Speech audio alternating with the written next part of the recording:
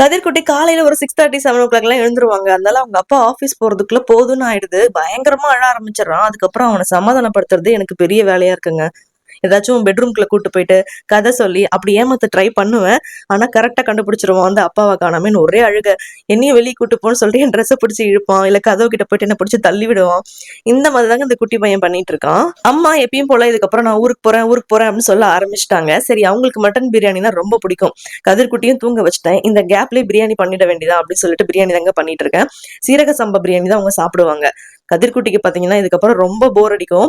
ஏன்னா என் கூட இருக்கிறத விட அம்மா கூட தான் அதிகமா இருப்பான். அவங்க 2 பேருக்கும் தான் காம்பினேஷன் சூப்பரா இருக்கும். சரி, போயிட்டு அதுக்கப்புறம் வரேன் அப்படின்னு சொல்லியிருந்தாங்க. நானும் பிரியாணி பண்ணி முடிக்க போறேன். குட்டி பையனும் எழுந்துட்டு ஒரே அழுகுங்க. கொஞ்ச நேரம் அவனை தூக்கி வச்சுட்டு இந்த மாதிரி காம் பண்ணா போதும். அதுக்கப்புறம் அவன் விளையாட ஆரம்பிச்சிருவாங்க. ஸோ சைட் டிஷ்ஷா பாத்தீங்கன்னா ஆனியன் ரைத்தாவும் பாயில்டு எக் தான் பண்ணியிருந்தேன். பிரியாணி வந்து கதிர்குட்டிக்கு ரொம்ப ஃபேவரட். இந்த மாதிரி மசாலா ஃபிளேவர் இதெல்லாம் அவனுக்கு ரொம்ப பிடிக்கும். ஒரு ஆஃப் பாயில்டு எக் மட்டும் வச்சு ஊட்டி விட்டேன். அவனுமே சாப்பிட்டாங்க. இந்த மாதிரி பிரியாணி கொடுக்குற அன்னைக்கு பாத்தீங்கன்னா கதிர்குட்டிக்கு பிரேக்ஃபாஸ்ட் இல்ல டின்னர்ல பாத்தீங்கன்னா ஏதாச்சும் வெஜிடபிள் பொரியல் வச்சு நான் ஊட்டி விட்டுருவேன். ஸோ அவங்களுக்கு ஃபைபரும் கிடைச்ச மாதிரி இருக்கும் அப்படின்னு சொல்லிட்டு தாங்க. தேங்க்யூ.